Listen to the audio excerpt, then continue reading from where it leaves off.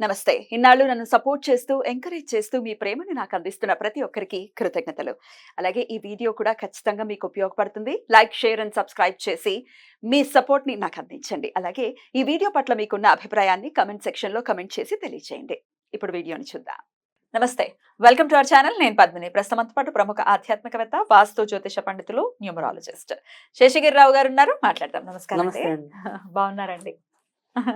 Sir, రేపు ఆదివారం పుష్యార్క యోగం వస్తోంది. అవును. అంటే ఆదివారం పుష్యమి నక్షత్ర కలయికతో వచ్చేటటువంటి రోజు. పుష్యమి నక్షత్రం ఆదివారం రాత్రి 8:20కి మొదలవుతోంది కాబట్టి, కలయిక ఉంది కాబట్టి ఖచ్చితంగా పుష్యార్క యోగం ఏర్పడుతోంది. సో ఎలా వినియోగించుకోవచ్చు ఈ రవి పుష్యమి యోగాన్ని? అవును. ఇక్కడ మనకి ఖచ్చితంగా అంటే గురువారము పుష్యమి కలిసిన లేదా ఆదివారము పుష్యమి కలిసినా కూడా దాన్ని మనం విశేష పుష్యయోగం కిందగా చెప్పడం అనేది జరుగుతుంది.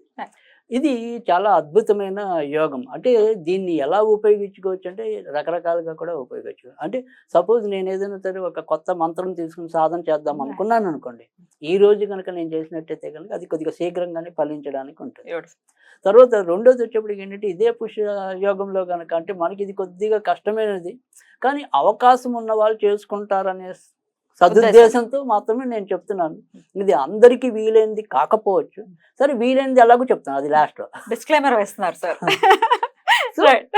ఇది కానీ చేసుకునే వాళ్ళకైతే మటుకు ఖచ్చితంగా మంచిగా ఉపయోగపడుతుంది. అంటే మనకి చిన్నప్పుడు ఉండేది ఇది. వీళ్ళు ఏంటంటే ఇదే రోజు ఆదివారం పుష్యమి కలిసినా కానీ లేదా గురువారం పుష్యమి కలిసినప్పుడు 3 ధాతువులతో ఉంగరం తయారు చేయటం.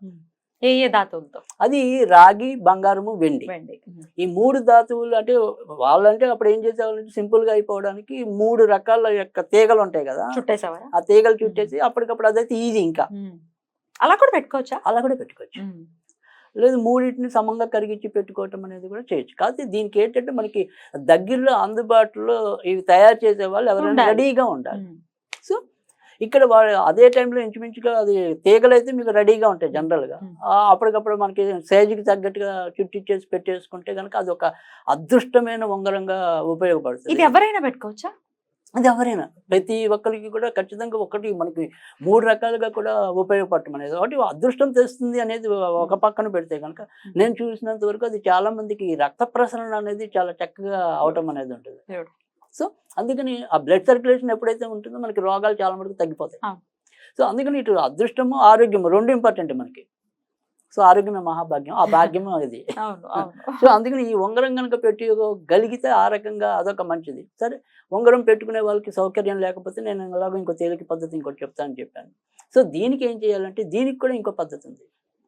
ఇది రాత్రి మనం ఏదైతే ఉంటుందో పగలు ఎక్కడైనా సరే వీళ్ళకి దానిమ్మ చెట్టు కనుక అందుబాటులో ఉంటే, ఈ దానిమ్మ అంటే రాత్రిపూట మనం కొమ్మల్ని తెంపం కదా, సో అందుకని పగలే తెంపుకొని ఉంచుకోవాలి. ఆ దానిమ్మ కాడ కావాలి.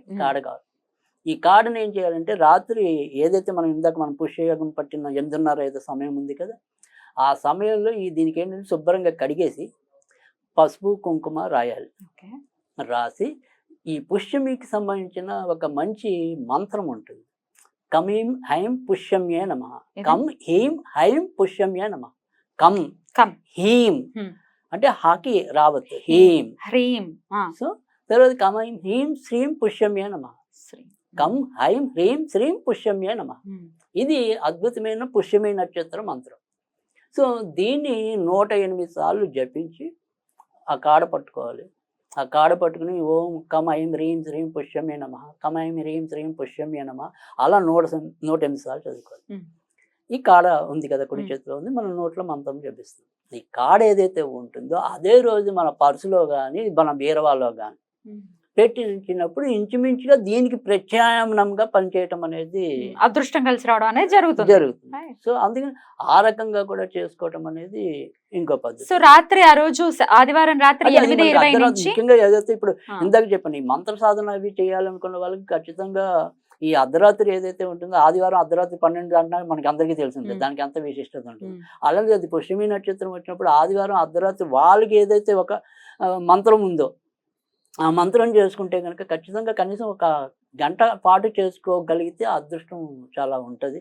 ఆ రకంగా కూడా వారి వారి యొక్క సాధనని కొనసాగించవచ్చు. బ్యూటిఫుల్. ఎప్పటి వరకు ఉంది అని అంటే గనక ఆదివారం రాత్రి 8:20 నుంచి సోమవారం సూర్యోదయం వరకు ఉంది ఈ సమయం. సో మనకంటే ఇక్కడ సూర్యోదయం దాకా మనం చేసినట్టు అక్కడ, చేయకపోయినా ముఖ్యంగా ఈ అర్ధరాత్రి అర్ధరాత్రి, ఏదైతే yeah. ఉంటుందో అది చాలా ఇంపార్టెంట్ ఉంటుంది సాధన చేసే వాళ్ళకి. Right.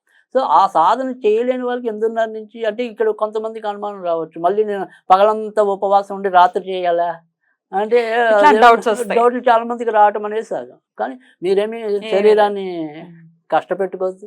సో ఆ పుష్యమి నక్షత్రంతో సహవాసం చేయండి, ఉపవాసం వద్దు. బాగుంది. సో ఆ రకంగా చేసినట్టయితే కనుక ఖచ్చితంగా మీకు మంచి జరగటం అనేది అయితే ఉంటుంది. ఇవి చాలా తేలికైన ఆదివారం పుష్యమి. ఈ ఆదివారం పుష్యమని కాదు, మీరు ఎప్పుడైనా సరే గురువారం పుష్యమి నక్షత్రం వచ్చినా ఇలాగే చేసుకోవచ్చు. ఇలాగే చేసుకోవచ్చు. ఎందుకంటే గురుడి యొక్క నక్షత్రమే పుష్యమి నక్షత్రం. Right.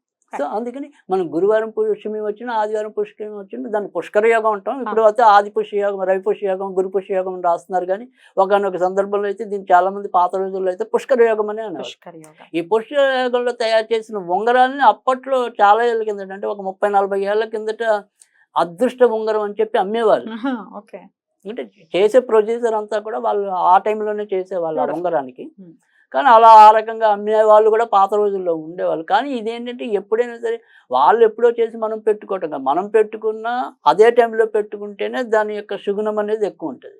ఖచ్చితంగా. అయితే ఇవన్నీ మన మన పరమ మతస్థులు కూడా ఉన్నారు మన వ్యూవర్స్, కాబట్టి వేరే వాళ్ళు అయితే ఎలా అది వినియోగించుకోవచ్చు? కానీ ఇప్పుడు ఇందాక మనం చెప్పుకున్నాం, ఒకవేళ వాళ్ళకి ఉంగరం చేసుకోవటం చేతనైతే ఉంగరాలు పెట్టుకోరు కదా చాలా మంది, ఉంగరాలు ఇది పెట్టుకోరు, తీగలకి చుట్టుకోవటం ఏం కాదు కాబట్టి చేసుకోవచ్చు. అది ఒకవేళ అది కూడా కాదు అంటే కనుక ఇక్కడ మనం ఏంటంటే ఏదైనా సిచ్యువేషన్ చెప్పడానికి పుష్యమి నక్షత్రానికి సంబంధించినంత వరకు ఓన్లీ అది కూడా కొద్దిగా కష్టం అనేది ఉండటం అనేది ఉంటుంది. కేవలం అది చెప్పాలంటే కనుక ఓన్లీ జూపిటర్.